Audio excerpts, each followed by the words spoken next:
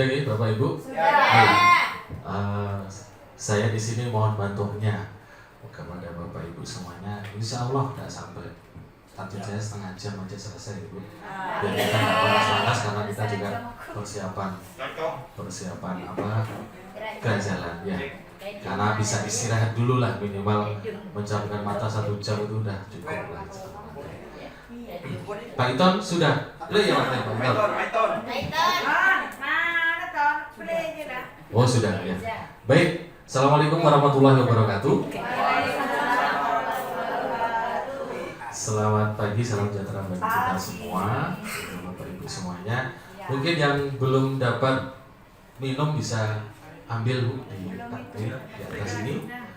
Jadi biar nanti sambil daripada haus karena teriak-teriak dari pagi tadi ya. Baik, di sini saya menyampaikan sedikit Bapak Ibu tentang apa yang sudah saya dapatkan di modul 1.4 yaitu tentang budaya positif.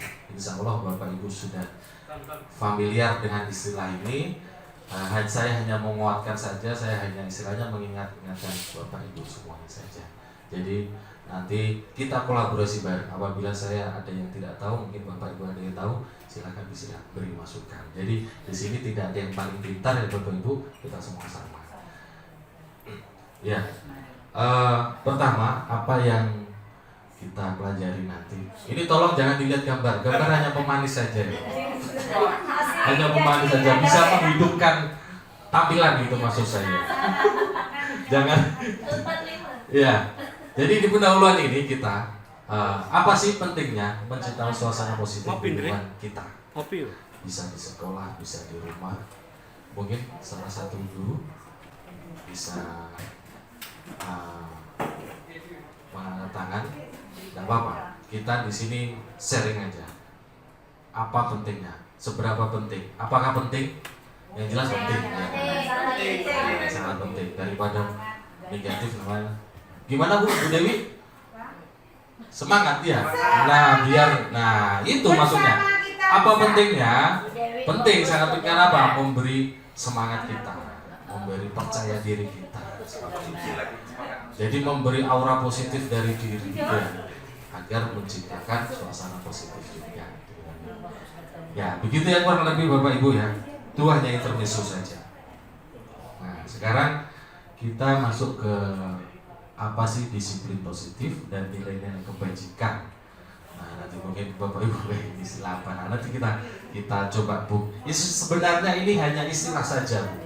Kalau di dalamnya semua insya Allah kita sudah paham semuanya. Nah, tapi sebelum kita mempelajari lebih dalam ini, nah saya ini bermain Bu. Ya, kita bermain sedikit ya, agar refresh ya, istilahnya dari panas-panasan. Nah, permainan ini saya namakan cobalah buka ya. Kita coba buka sebentar ya. Bisa berpasang-pasangan sebelahnya ya, kanan sama kiri ya. Berpasang-pasangan 2 saja, satu kanan kiri gitu. Di sini sebelah kanannya silakan pejamkan mata. Misalkan yang saya khusus sama Bu ini berarti khusus yang pejamkan mata. Bu ininya tidak. Jadi satu kelompok, satu pasang. Silakan. Sudah pejamkan mata sebelah kanannya. Nah, dihitung dari khusus saja ya, biar enak. Insya Allah genap ya. Nah, sudah ya? Sip. Oke. Setelah sudah menjamkan mata ya, dalam hitungan 1, 2, 3 Bapak Ibu akan tertidur. Bukan.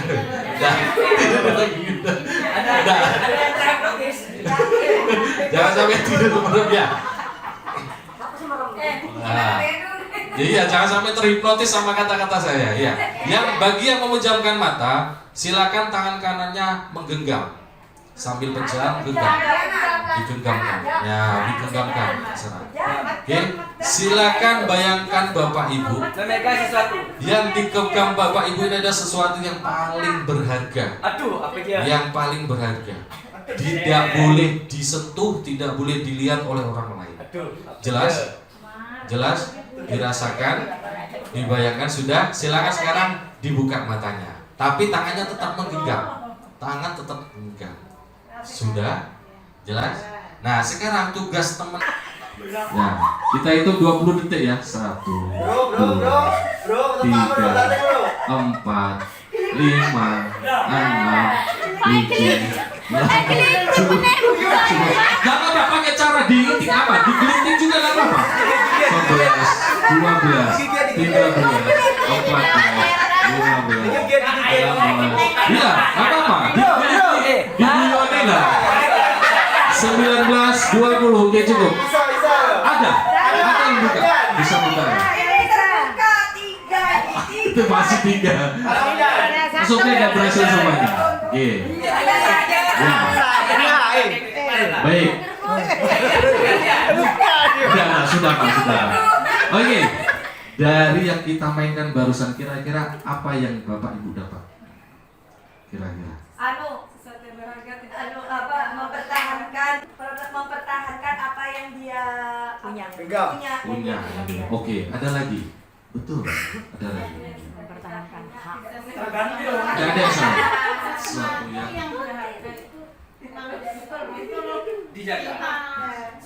Oke, siap, luar biasa. Ada lagi? Ini intermezzo tadi. Oke, ya betul. Betul sekali. Apa yang kita punya harus kita jaga. Apa yang kita punya harus kita Gak apa, tadi pokoknya usaha bagaimana karena temennya itu bisa terbuka. Ya. Febri bilang istrinya dijaga, jangan istrinya orang. Aku yang bingung di sini juga. Jaga Ton. Ya, jadi itu ya, sesuatu yang sudah kita punya yang merasa kita itu paling berharga itu memang harus kita jaga. Berarti alhamdulillah mayoritas Bapak Ibu ini memang teguh keyakinannya, ya. Dengan ditunjukkan itu tadi, meskipun ada yang di luar ini.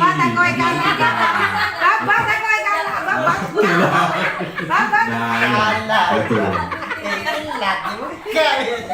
Nah, jadi itu sedikit ya. Itu nanti insya Allah apa yang kita dapat nanti kita bahas nanti. Ada di materi nanti. Baik, langsung Bapak Ibu biar lebih cepat. Nah, apa sih disiplin itu? Nah, kira-kira sudah punya bayangan Bapak Ibu ya? Diselipin, bukan diselipin, disiplin ya. Jadi ketika kita mendengar disiplin, itu pasti bayangan kita adalah hukuman. Betul apa enggak? Pasti. Konsekuensi itu adalah nantinya itu hukuman.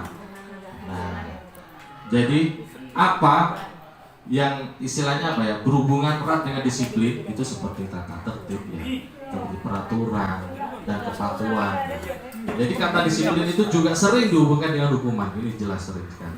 Dalam budaya kita, makna kata disiplin dimaknai menjadi sesuatu yang dilakukan seseorang pada orang lain untuk mendapatkan kepatuhan atau ketaatan.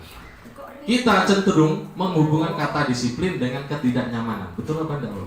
Iya, karena nantinya nanti dihukum kalau disiplin. Nah, seperti itu. Berarti tidak ada rasa ketidaknyamanan. Lah, di pemikiran Ki Hajar Dewantara ini sejalan dengan pandangan Diani Gose dalam bukunya, bukan dengan pandangan dari Diani Gose. Nah, nantinya kita akan dari disiplin itu. Ingat, gambar hanya pemanis saja.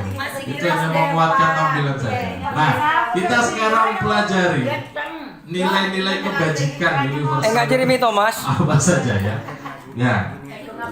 Ini ada beberapa pandangan Bapak Ibu, ada beberapa teori dari nilai-nilai kebajikan. Nah, ini insya Allah Bapak Ibu sudah paham semua. Dari dimensi profil pelajar Pancasila jelas itu ada kata-kata kebajikannya, jelas nilai-nilai kebajikannya, yaitu beriman, bertakwa, mandiri, bernalar kritis. Maksudnya kebajikan ini nilai positif sendiri. Nah, itu maksudnya. Bernalar kritis, berkebinekaan global, bergotong royong. Ada dari Ibo Primary Years program PYP.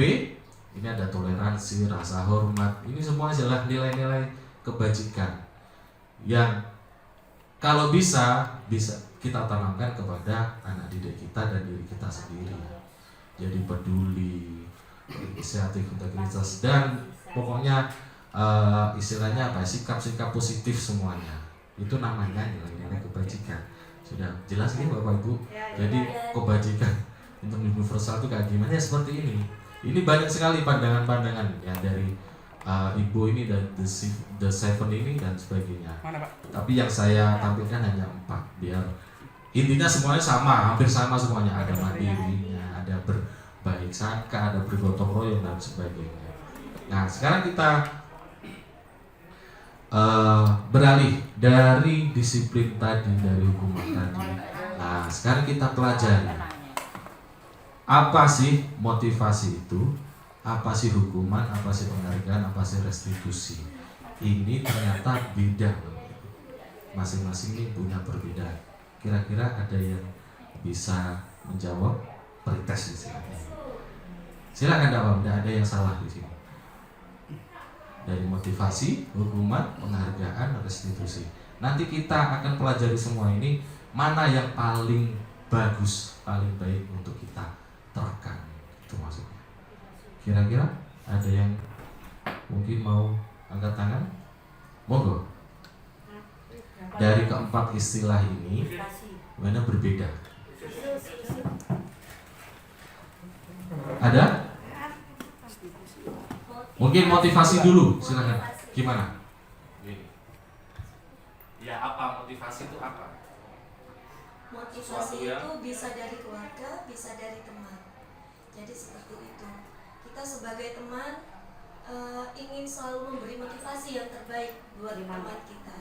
Apa itu baik dari segi kekurangannya, kita tetap memberi semangat atau motivasi yang terbaik. Nah, apalagi di keluarga kita juga buat pasangan kita, apapun yang terjadi kita tetap menjadi motivasi yang terbaik buat pasangan kita. Terima kasih Pak. Mak tua. Terima kasih. Berarti motivasi ini mengarahnya ke positif terus ya? Ya. Jelas ya, ke positif terus. Nah, memberi dukungan, dorongan, semangat. Nah, seperti itu. Bagus sekali. Kalau hukuman kira-kira? Nah, kalau hukuman, ada yang tahu? Hukuman kira-kira?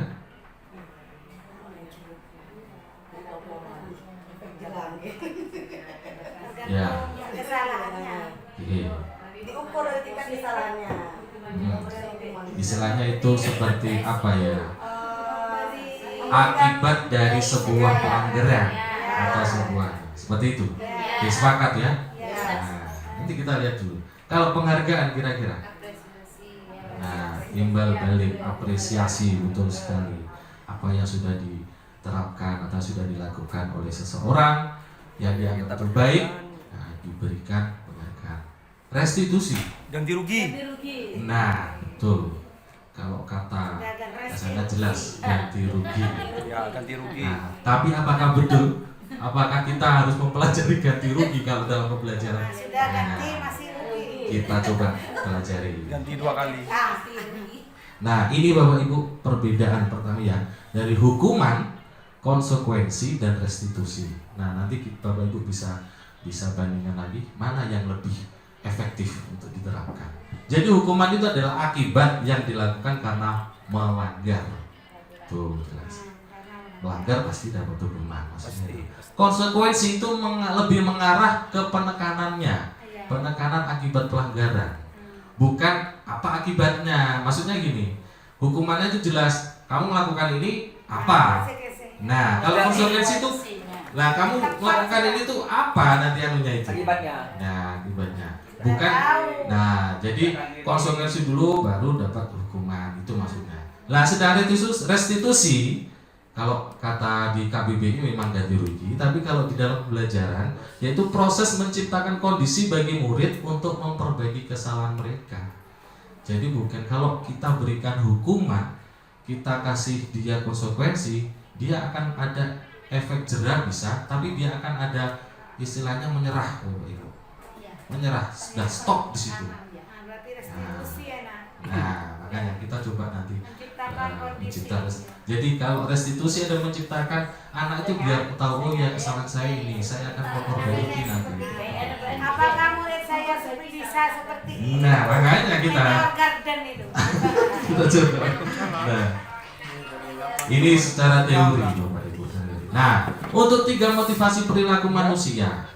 3 motivasi perilaku manusia. Jadi perilaku kita itu ternyata dibagi 3 motivasi. Itu yang pertama, untuk menghindari ketidaknyamanan atau menghindari hukuman. Iya benar. Jelas? Jadi setiap perilaku kita, kenapa kita jaga? Salah satu motivasinya takut ini, dihukum. takut dihukum. Kita mengalami sendiri. Yang kedua, untuk mendapatkan imbalan. Iya, Betul juga ya? ya. Nah, jadi selain itu ada juga yang punya motivasi dia dapat imbalan untuk Ya, mereka. kayak Yang ketiga, untuk menjadi orang yang mereka inginkan, untuk menghargai diri sendiri. Jadi misalkan ya, kayak kita suami sama istri minta apa? Nah, kadang kita motivasinya apa? Ya udah diturutin aja. Nah, ini maksudnya biar mereka apa yang dia inginkan kita lakukan, Iya. meskipun berundel kadang ya. Itu. Tapi itu salah satu motivasi cukup jelas dia akan menggagalkan pribadi anak, jelas. Karena apa? Sesuatu yang menyakitkan itu kalau hukuman. Yang kedua, tidak nyaman dalam diri murid, tidak nyaman. Terus dia akan merasa menjadi korban. Itu, korban dari keadilan. Nah, dia akan tersakiti dan perilakunya akan lebih pasif dan bahkan bisa lebih agresif. Jadi tidak bisa lebih baik lagi gitu. Nah, misalkan contohnya peraturannya adalah kamu harus ikut ibu, kamu harus ikut bapak. Sudah, jelas. Kalau tidak ikut apa? Dihukum. Itu sudah. Nah, itu ternyata secara teori itu menggagalkan pribadi anak. Nah, sedangkan konsekuensi itu masih bisa dikatakan sukses. Karena dia sesuatu yang harus terjadi, betul kan? Terus tidak nyaman di murid, tapi hanya jangka waktu pendek saja. Terus yang ketiga, korban bisa diabaikan. Terus murid atau anak dibuat tidak nyaman. Ini jangka pendek semuanya. Nah, masuk konsekuensi itu seperti ini. Apa peraturannya nak kemarin? Seperti itu. Terus mampukah kamu melakukannya yang lebih baik lagi? Apa yang kamu lakukan lagi setelah ini maksudnya? Kalau restitusi ini adalah pilihan, memberi sebuah pilihan kepada anak-anak. Dia menguatkan pribadinya anak itu lebih panjang lagi waktunya. Terus mendapatkan penguatan. Nah, seperti contohnya apa sih kesepakatan keyakinan kelas kemarin? Seperti itu. Terus diingatkan, oh sudah tahu ya keyakinan yang kamu langgar, kira-kira apa yang kamu lakukan nanti. Nah, itu ternyata secara teori lebih mengena ke anak Bapak Ibu. Dan dia akan merasa, nanti kita pelajari juga, dia akan merasa kita guru itu sebagai apa. Nah, nanti kita itu bukan sebagai penghukum, intinya itu. Itu teori, seandainya dipraktikkan. Ya, makanya ini kan saya hanya menyampaikan secara teori. Harus bagaimana? Nanti kita coba. Nah, untuk macam-macam penghargaan, tadi sudah kita singgung. Penghargaan itu ada macam-macam ternyata. Penghargaan yang jangka pendek, ada yang jangka panjang. Ada yang penghargaan itu tidak efektif. Kadang tidak efektif. Maksudnya penghargaan ini tidak efektif begini Bu. Ternyata setelah kita beri 1 permen, dia sudah istilahnya melakukan satu hal ya, dapat 1 permen. Dia tidak akan menerima atau istilahnya apa ya, puas dengan 1 permen lagi. Nah, itu maksudnya tidak efisien atau tidak efektif. Nah, jadi ini apa ya? Ini semacam penghargaan, ini semacam kekurangannya penghargaan itu Bapak Ibu. Jadi apa ya? Ternyata penghargaan itu juga ada minusnya. Memberi penghargaan itu ternyata kalau 1-2 kali itu ternyata malah memberi efek lah. Jadi penghargaan itu merusak hubungan ternyata. Bisa juga, ya. Penghargaan mengurangi ketepatan, bisa juga. Ya itu tadi. Karena kita sifatnya manusia itu pasti ada sifat kurang dan kurang terus, tidak ada yang bisa merasa cukup.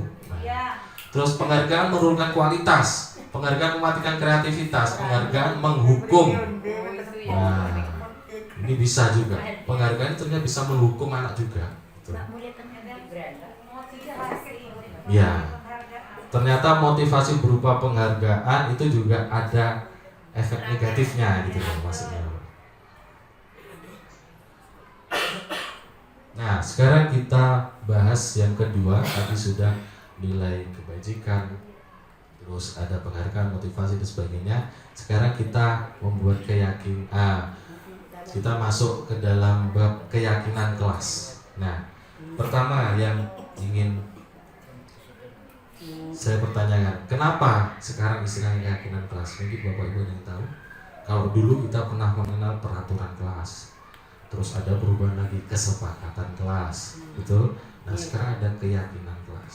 Mungkin ada yang tahu? Iya. Karena ada istilahnya efek dari apa ya, istilah pikiran itu ada, sugesti itu ada. Ya, yakin. Ya. Yakin. Gimana? Kalau peraturan itu, Saya menang sepak bola menang. nah, itu gimana? Dari hati harus. Betul sekali. Jadi keyakinan kelas ini nanti dibentuk dari hati, dari pikiran Dari anak. hati. Makanya Kalau kita peraturan dari itu ada hati. datangnya dari orang lain. Nah, dari gurunya, dari kepala sekolah, atau dari orang atau pihak berwajib misalnya.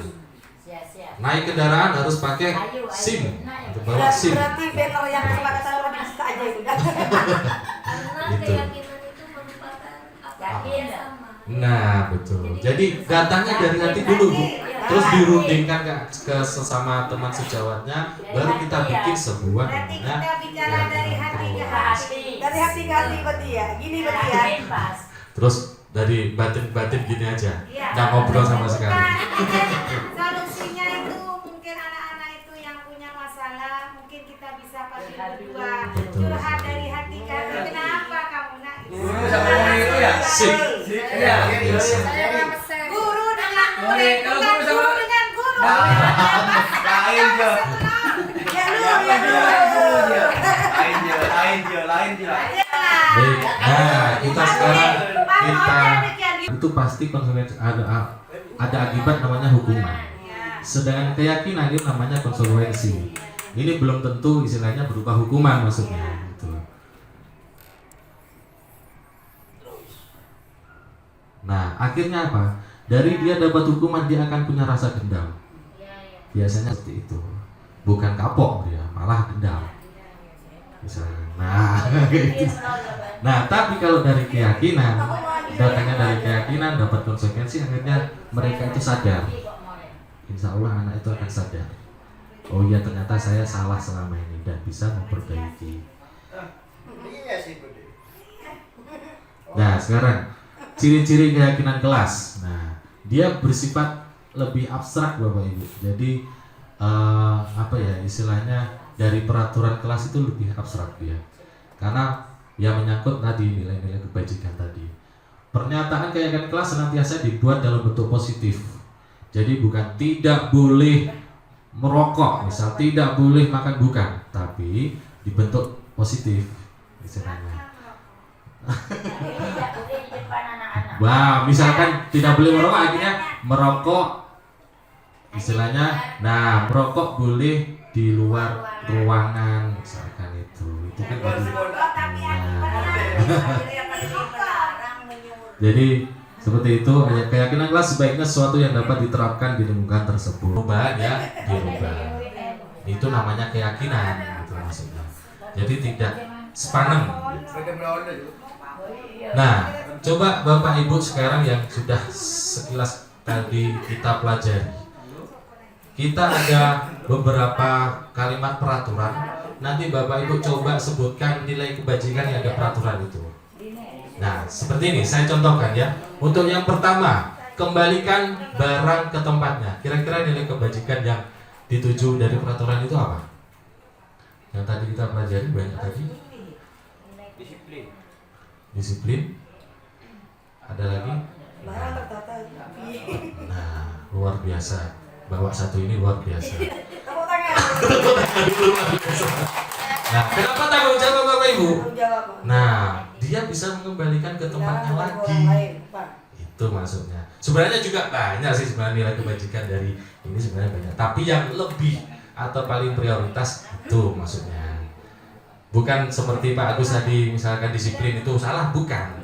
Tapi kita lebih apa ya, mengarah ke peraturan itu apa? Terus yang nomor 2 kira-kira dilarang mengganggu orang lain. Menghargai, menghormati.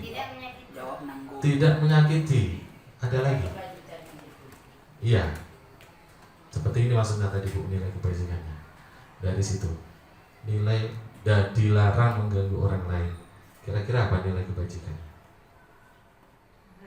Nah, itu yang paling betul kan? Sepakat. Iya, saya kan. Nah, rasa hormat, menghormati dan sebagainya betul. Tapi lebih simpel, lebih mengarah, paling mengarah. Nah, sekarang hadir di sekolah 15. Disiplin dimulai dari Saya. Ya, sudah paham ya, mulai paham. Terus yang berikutnya, dilarang melakukan kekerasan. kasih sayang, cinta. Kasih sayang cinta luar biasa. Betul, betul, betul. Ada lagi? Selain itu? Nah, Tolong diri. Nah, sepakat? ya Nah, tapi betul juga udah ada rasa sayang. Iya kan masuk empati itu kan. Nah, iya. Itu. Nah, harus memilih. Terus dilarang menggunakan narkoba. Insya Allah pasti Mau masuk binasa. penjara. Enggak, nilai kebajikannya dari ini apa? Kesehatan. Kesehatan. Nah, jelas. Insya Allah semua punya sama. Terus yang terakhir, bergantian atau menunggu giliran yang tidak ada di sini, yang belum ada di sini. Bersabar. Ada lagi? Antri. Iya, ini namanya antri, Pak. Maksudnya nilai kebajikannya itu apa? Nilai positif kita, sikap positif kita dari peraturan ini tadi. Ada lain lagi? Sabar, betul, betul sekali. Nah, satu lagi, rasa hormat. Nah, jadi maksudnya apa? Yang menghormati yang lebih dulu. Ya, itu maksudnya. Berarti saya sekolah. Nah, pertama jelas bertahan hidup. Ya. Bertahan hidup yaitu makan, minum, iya. Bertahan Tapi hidup. harus punya uang. Nah, ternyata kita juga butuh namanya penguasaan, Bapak Ibu. Menerima apa? Kita butuh penguasaan. Ya. Betul apa tidak? Ya. Karena apa? Seperti kita sebagai ketua kelas, berarti kita merasa kelas ini punya kita. Itu maksudnya. Seperti itu. Penguasaan hak milik atau barang-barang kita. Terus, kasih sayang dan rasa diterima. Ya. Butuh juga pada kita. Nah, Nah, kalau udah disayang sama suami. nah. Terus, kebebasan. Bebas Kita ya. minta butuh juga. Merdeka. Nah. Bebas merdeka. Dan yang terakhir kesenangan, butuh juga. Nah, ternyata itu 5 kebutuhan dasar manusia itu. Baru nanti istilahnya materinya seperti makan, minum, menjaga kewarasan perlu sekali. Yang paling diinginkan kebebasan. Ya, merdeka. Nah, sekarang kita singgung 5 posisi kontrol guru. Nah, ini kaki, Pak. Nah, ini kita selama ini di posisi mana? Ini. Nah, Bapak Ibu bisa mengontrol. Nah, jadi ada 5. Pertama yang paling negatif itu ini Bapak Ibu. Ternyata, secara teori. Jadi guru sebagai penghukum. Ada di antara kita pasti ada biasanya. Anu di luar kontrol diri sudah. Nah, Emosi. nah, Istighfar tidak apa-apa. sudah. Tapi ternyata secara teori itu negatif Bapak Ibu. Baru yang kedua ada yang lebih baik lagi. Di atasnya itu pembuat rasa bersalah. Jadi maksudnya sebelum mungkin gue kamu nak kasih. Tausiah. Bentak nesem nak, ke ibu nak. Atau siap. Nah, akhirnya apa? Nah, yang diajak ngomong kan akhirnya meleleh ya. Merasa. Tapi itu masih ada yang lebih bagus lagi Bapak Ibu. Kita guru bisa sebagai teman. Jadi, ayo anak. Nah, mari nak, ayo kita Ya, itu sama-sama. awal seperti itu. Nah, Itu. Itu. Kita itu sudah dari sabar. Nah, sudah. Makanya kita sudah sampai mana nanti Bu, Bapak Ibu. Jadi makanya. Terus yang lebih positif lagi, lebih bagus lagi pemantau. Jadi kita hanya, nah, tahu kan rasanya? Nah, gimana? Enak. Nah, kalau udah enak gimana? Nah, harus gimana? Nah, itu maksudnya pemantau. Nah. Dan yang paling bagus menurut teori adalah sebagai manajer. Jadi ngatur anak-anak, atur dengan baik maksudnya. Itu. Kira-kira sudah sampai level mana Bapak Ibu? Bisa berkaca diri sendiri ya. Oh ya ternyata saya sampai cuma penghukum aja. Ya, saya gun enger melolo, saya gun apa ngongokan melolo ya. Apalagi neguk buku ya. menunggu buku, wah itu bahaya itu. Nah ini diantara 5 posisi kontrol ternyata ada yang efek-efeknya untuk siswa juga Bapak Ibu. Nah jadi kalau penghukum itu, guru itu seperti menyakiti ya, menyindir anak-anak. Nah tapi kalau membuat orang bersalah seperti tadi yang saya sampaikan, dia seperti berceramah. Jadi biar anak itu merasa salah, menurut salah. Nah itu. Tapi itu tadi, kalau penghukum dia efeknya hasilnya di sini Bu, Bapak Ibu. Dia atau siswa akan ternyata bisa menjadi pendendam. Dia dendam ke gurunya tadi atau yang menghukum tadi. Tapi sedangkan yang membuat merasa bersalah itu juga ada hasilnya, yaitu dia akan menyembunyikan. Dia akan lebih cenderung bohong ternyata. Di kemudian hari maksudnya. Daripada saya nangis, daripada mending saya bohong, itu efeknya. Kalau sebagai teman, nah ada efeknya juga, dia akan ketergantungan ternyata kepada kita. Karena merasa teman kan, ayolah Bu, nah itu ada efeknya juga. Kalau pemantau ini juga ada efeknya juga, yaitu dia menyesuaikan aja kalau bisa, kalau diawasi. Jadi kalau diawasi dia baik, kalau diawasi ada efeknya. Nah kalau manajer, nah ini baru dia akan menguatkan karakter anak itu. Dia akan yaitu tadi lebih baik lagi. Yang mudah-mudahan kita nanti bisa menjadi atau sampai level ini. Tuh. Nah makanya mudah-mudahan kita doa bersama, kita semua bisa posisi seperti ini. Gitu ya. Nah sekarang untuk terakhir, nah kita sudah mempelajari tentang restitusi tadi ya Bapak Ibu. Nah ternyata setiap menyelesaikan masalah di kelas atau mungkin di lingkungan kita juga bisa, kita bisa melakukan secara teori itu namanya segitiga restitusi. Segitiga restitusi itu seperti ini. Nah jadi pertama kita akan menstabilkan identitas dulu. Nah itu contohnya seperti apa? Jadi setiap orang atau setiap anak nanti kalau melakukan kesalahan ya kita suruh menghadap. Nah kita beri menstabilkan perasaannya nih dia. Iya nak, tenang, Bapak dulu juga seperti itu. Jadi bukan satu-satunya kamu yang salah. Semua orang itu juga, setiap orang itu salah. Itu menstabilkan. Ternyata seperti itu teorinya. Kita harus meredam menstabilkan emosinya anak dulu. Baru kemudian ke validasi tindakan salah. Yang salah itu apa? Kamu tadi betul nak melakukan ini. Dasarnya apa? Apa istilahnya? Kenapa kamu ngelakuin ini? Seperti itu. Baru ke menanyakan keyakinan. Dari kesalahan kamu kemarin, apa kesepakatan kita yang sudah kamu langgar kira-kira? Nah, baru nanti tanya lagi, apa yang kamu lakukan setelah ini? Setelah melakukan kesalahan ini dulu, apa yang dilakukan? Mungkin di situ. Dari sini kira-kira ada yang ditanyakan Bapak Ibu? Jadi sudah, insya Allah sudah tercerahkan ya Bapak Ibu ya.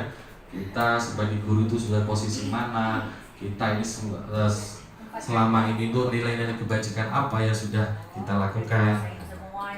Sudah. Nah, dari yang sudah kita pelajari tadi, ini saya tarik kesimpulan Bapak Ibu. Jadi ternyata kita itu dalam sebuah kehidupan itu ada namanya peraturan memang ya. Dari peraturan itu kalau bisa lebih baik kita harus memberikan sebuah keyakinan atau membuat sebuah keyakinan agar lebih positif lagi maksudnya Bapak Ibu. Kalau peraturan kan tadi kan seperti menghukum itu. Nah baru berikutnya akan muncul namanya lingkungan positif. Nah kalau sudah punya lingkungan positif baru budaya positifnya akan muncul. Kira-kira sepakat itu Bapak Ibu? Secara teori. Ini yang pikiran saya sih seperti ini. Jadi ternyata kita itu diatur dulu. Setelah diatur kita akan berpikir, oh iya yang kita yakini itu apa. Kalau sudah akan muncul namanya lingkungan yang positif, lingkungan yang bagus. Nah, ini namanya kita hanya satu. Baik, mungkin itu saja Bapak Ibu yang bisa saya sampaikan. Terima kasih banyak atas waktunya. Apabila ada kurang